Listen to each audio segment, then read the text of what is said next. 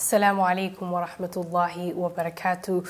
Welcome to Transforming Lives, the podcast where we share inspiring success stories of individuals and communities transformed through Zakat. I am Nadia Osman, and today we're highlighting the incredible impact of Zakat Kenya.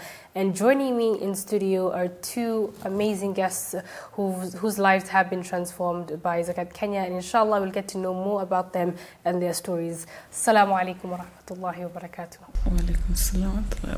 And obviously we'll start with Aisha. Maybe you can introduce yourself and tell everybody who you are and what you do. Kwa majina naitwa Aisha. Kwa dini Maxwell.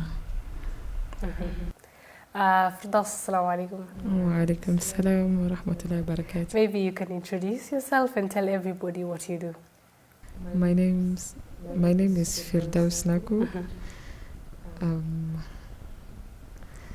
I'm a teacher by profession, and I also teach people some skills. MashaAllah. Yeah. And each one of you, you're here today because your stories are what we term a success. Allahumma barik. And obviously for anyone who's listening today, they'll get to know not just about you, but also about how you transformed your own lives, and that's through Zakat. And inshallah, maybe we can start off by probably you letting us know, you've told us what you guys do. Tell us, how did you come across Zakat Kenya? Probably we could start with Firdaus. For me, Zakat Kenya, I knew it right after high school when I started volunteering into projects. Then is when I joined Ansar Sisters, and Ansar Sisters is part of Zakat Kenya. So all along we've been seeing Zakat Kenya grow, from donating food, the walks, all that. Yeah. What about you, Aisha? How did you hear about Zakat Kenya? About me, kuna time nilikuwa na shida, so nilikuwa natafuta kazi. Kenda Jamia Mosque kuulizia kazi. Akanambia kwa sasa hatuna vacant, lakini tunachukua watu na kampuni. Nikamwambia mimi niko na shida, even my husband is not working as we speak, ako chini kwa mumia mguu. Nikamwambia sasa vile umalizia situation yako na toka kwa nyumba, takuadvise uende Halingam Al-Salama Mosque, utafute Ada Musa, atakupea form, atakuexplainia what to do. Akanipea form, nikaenda nayo Kibira, kanituma kwa senior Kibira. Nikaenda kwa senior, siku ya kwanza kumparisi pili nikampata. Nikamwelezea session yangu na nikamwambia nimetuma kwake. Akaniambia wewe enda, nitakuja kwako. Nitakuja kujaza form kwako kwa nyumba. I'll see the situation there. So nikaenda nyumbani, yeye akakuja baadaye like 4. Ilika hakuja the same day. Ilika akakuja baadaye akajaza form, akanipea phone peleke marefari kwa mosque na kwa chief. Kapeleka nikamrudishia. Akaniambia now from here watu nyumbani nitaipeleka mali nafaa ipeleke. Nikamwambia utapeleka mwenyewe? So akapeleka, ikakaa kata nikuja nikafuata sini, akaniambia hapana, ngoja kwa Adam. Sasa hiyo ilikuwa like a process where you've gone, you've looked for assistance, and you filled out a form, and this is where the challenging part comes, especially for people who apply for the empowerment program, which both of you have done it. It takes time for approval. At that time, ulikuwa unafikiria nini when you're being told just be patient, just be patient? Najua for the first time I thought ilikuwa ni easy, like najaza saa hizi zenda kwa nisha pata msaada, but nikamwambia nina take time, inafaa kuwe approved. Adam aliambia ngoja ishaletwa kuta, lakini ngoja iende kwa meza kwa board then ikuwe approved. Ikuwe approved nitakupigia simu, na pia naweza kosa kukua approved. Sasa nikakuwa it's okay, let me just wait. Yes, yeah, just wait. Plus, what about you? How was your application process? Maybe you can let us know. The application, I did not do it myself. It was my husband who did it. I don't know how long it took, what he did, but he is the one who did everything. So how did it go about your husband applying? But your story is the one we are sharing today. I think everybody has that. A very interesting question. At the moment when he applied, he did not have a job. He wanted to do something, but in the process of waiting, he got a job. So I was the one who was available for the training. So I went for the training in his place. Yes. Did you at one point probably tell yourself, why should I go for this training? I'm not the one who made the application in the first place. Honestly, I wasn't up for it. I just went for the sake of... But I'm glad I did. Yeah. Alhamdulillah. Maybe you can let us know, probably while you were going through the training process, you probably were put in a position where you just had to go for the training, as you've mentioned, but you're probably also thinking, what was it that made you realize this is something that I'm glad I'm taking part in? For the training, I'm glad they took a holistic approach to the training. Walifundisha kuhusu dini and dunia, how we can incorporate the two to make a successful business. And at least for once, all along, nimekuwa nikiona, for you to like succeed, maybe employment. But from there, unatengeneza biashara, uende una employ watu. So it changed my mind. Yeah. What about you, Aisha? So you've gotten the application process done. You've been patient through that time where you've been told to wait. Now you've been called to be told that the application, alhamdulillah, was a success. What did you think at that point? When I get a call, nilikuwa nafikiria, so get a call, so ndakupata. Yes. When I went there nikambiwa hapana, sasa mleta training Alamina Mosque. I said them again training. Yeah, again training. Then nikaanza kwenda training. Tulikuwa na watu wa kutrain how to kutengeneza nini yako, sales zako, how to marketing. Pia wenye wako na depression, wako na kwa mentorship, kuna wenye wako pia mentor. So through that classes, before that jambo saa time imefika kuwapea nyinyi pesa, hiyo mentorship upande wangu mimi ilinisaidia sana, because nililearn that utakuwa na depression ufai kwa so that you feel like you are useless. No, you are not useless. You can also do something, anything you can do to get where you want to be. Yes. Start with what you have. Na nililearn pia hapo keep records kwa business, because back then nilikuwa na biashara but zilikuwa zinaanguka. I think ni bookkeeping, so hapo nikalearn bookkeeping. Sasa nikianguka niseme tu ni alhamdulillah imetokea, lakini for now I know. Alhamdulillah. What about you, Firdaus? Maybe you can tell us during the training process, what are some of the things that you were probably taught during the training that right now you thoroughly apply it? For now, what I thoroughly apply, I think the fact that whatever you do, for me, I make products, so I have to make them apt. They have to be up to standard. So I might come and sell you, maybe I'm selling yogurt. I tell you, it's nice, but it's not, you see. You'll buy, but when you come back, you won't, because I lied. So, kusema ukweli, that's what I'm using right now. What about, obviously, when anyone who's listening wants to know the training process, you're not just taught about entrepreneurship. There are other things that you were taking through training. Maybe you can highlight it, mention it right now.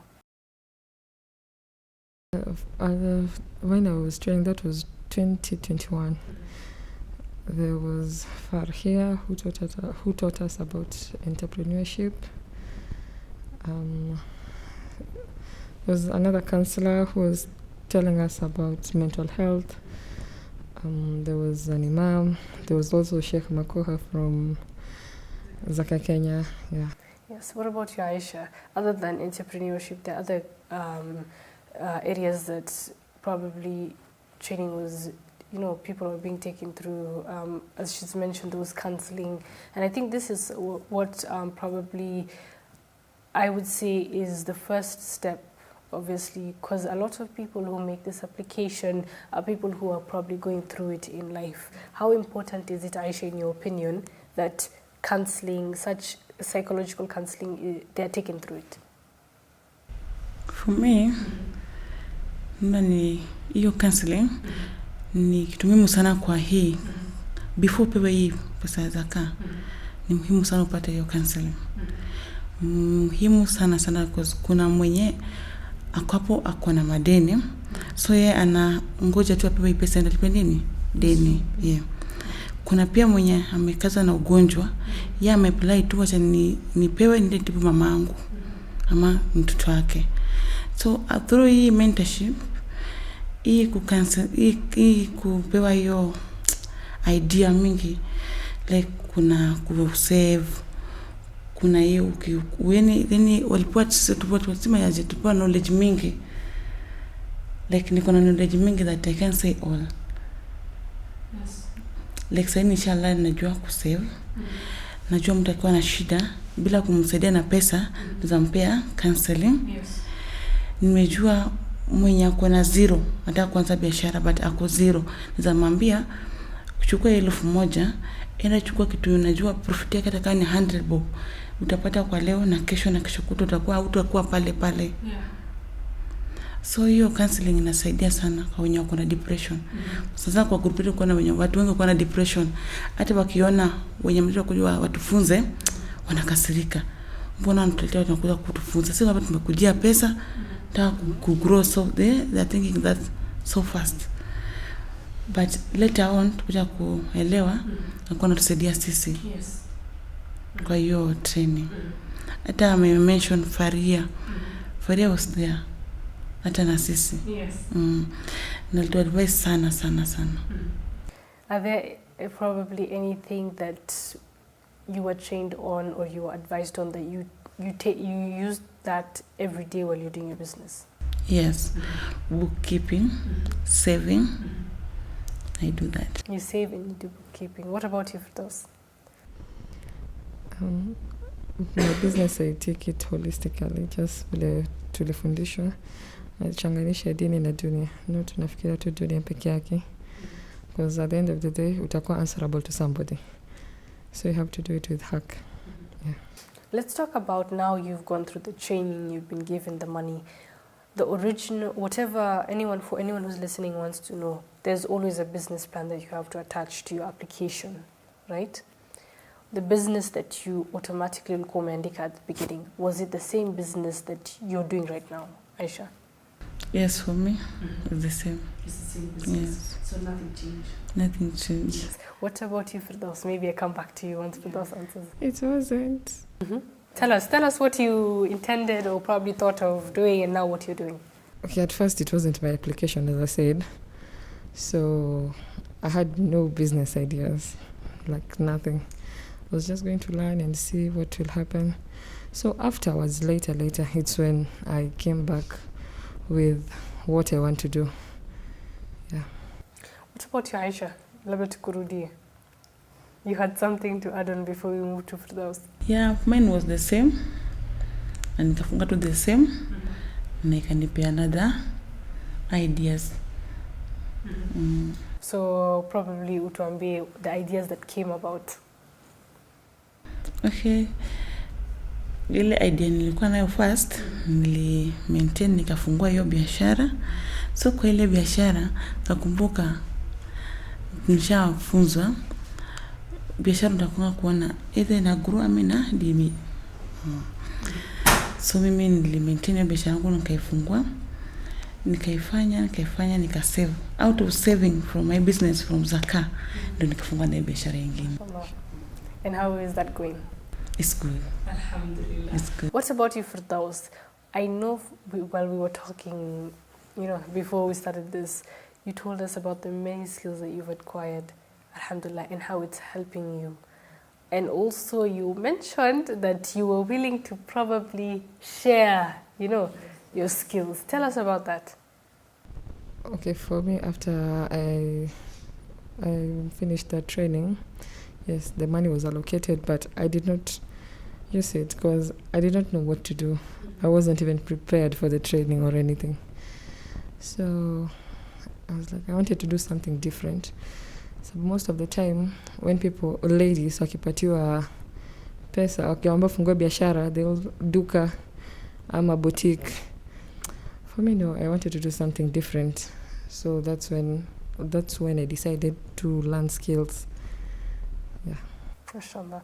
Tell us about, for anyone who's listening and probably they're interested in learning skills, do you think that they should go through the same process or training that you went through? Do you think it's something that you would advise or advise against? No, I'm up for people learning skills, because once you learn a skills, it cannot be taken away from you. Yes. And you can always pass it on. For the skills I've learned, it helps you not just to do business, but even in your household.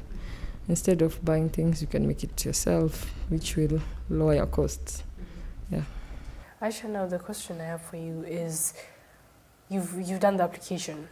You've gotten the money, alhamdulillah. You've opened your business, alhamdulillah. Everything till right now is running very, very smoothly.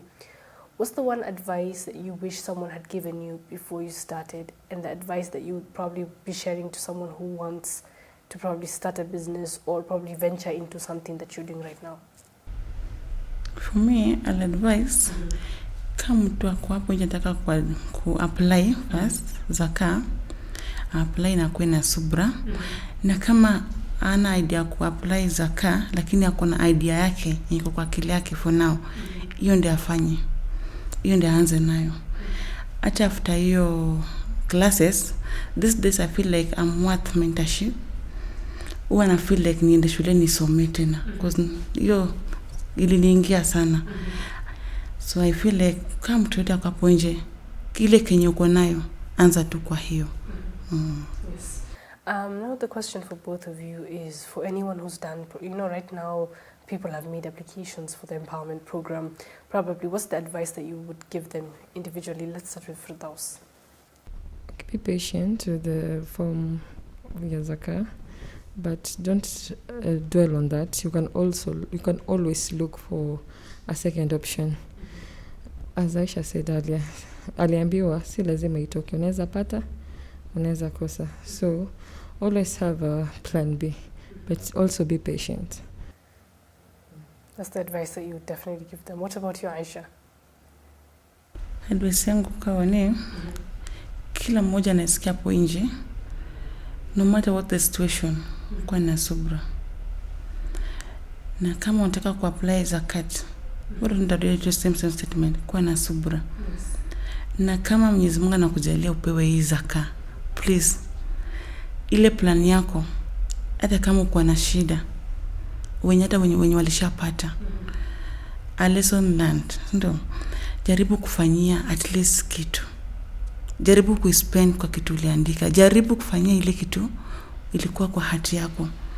Hata kama utaenda ndio watu wako na shida na madeni, even if you pay those debts, try ile kidogo ufungulie hiyo biashara. Because ukikosa kisha utakuwa the same situation na utarudi kwa Zakat Kenya, because walikusaidia. So you will feel ashamed to come back. But mtu kama ukifanyia kitu kizuri na maisha tokea, maisha ubadilika, kesho utafeel ashamed kurudi kwa Zakat. Utasema nilifanya hivi na hivi but I failed. But umeenda umezima simu upatikane. Hii pia iko inatokea. Yeah. Inatokea. Yes. So please tukiapply, tujaribu to change life. Zakat inataka to change life. Ndio maana wanatusaidia. Na vile wameni change life, wanachange pia life ya watu wengine pia. Pia sisi tujaribu tufanye bidii, basi kesho kuna change ya watu wengine. Tukue good example. Tukue sisi tumechangewa na pia mimi nimeenda nikachange life ya mtu mwingine. And obviously for anyone mwenye anasikiza, probably now they want to make an application. There's someone who's listening to this, they want to make a donation, because Zakat Kenya cannot function without the help of the community. And right now, also for anyone who's listening and wants to donate, what would you tell them about the work that Zakat Kenya does? And I know this question is for Firdaus. Firdaus, you've mentioned Ansar Sisters. It's one of the CBOs that Zakat Kenya works hand in hand with. What would you tell any donor who's listening to this? How would you urge them to keep on donating to Zakat Kenya? It's worth the donation. It's not just the two of us. Kuna a lot of people wame benefit from the Zakah. If you like before Dhulhijjah kulikuwa na hizo cases, wao watoto wamesaidika. Kuna health cases, school fees, vitu mingi wanafanya. Kwa hivyo not just kuempower watu, pia unawapatia health, unawapatia hope. MashaAllah. What about you, Aisha? What's one thing you'd be telling any donor who's listening to this? Any donor mwenye akapo nje and he wants to donate, example is me. They have changed my life. And please, if you are outside there, please, Zakat Kenya, please donate to Zakat Kenya. It's worth it. Example is me, my sister, and others there outside. Yes, very many successful stories. Yeah, very many. Yes. So even school fees, they're outside there. Please, if you are there outside and you want to donate, please. We are a good example, and there's others more there outside.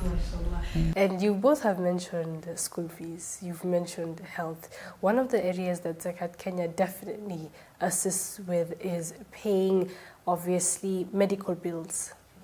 For Muslims who are stranded in hospital or who are at home and cannot, afford to go and get medical aid out there because they're not able to fund the medication. There is the education sector where Zakat Kenya pays school fees for bright Muslim students who are not able, or their parents are not able to fund for their education. And also one of the areas that Zakat Kenya does is the welfare area, where if you're stranded, if you've been locked out of your homes, there are Muslims whose houses have probably burnt down. We've seen the floods that were affecting people. Nyumba zao zikabebwa na maji. Those are one of the areas that falls under the welfare fund. But most importantly, those are solutions, obviously, that we can help for now, but they're permanent solutions.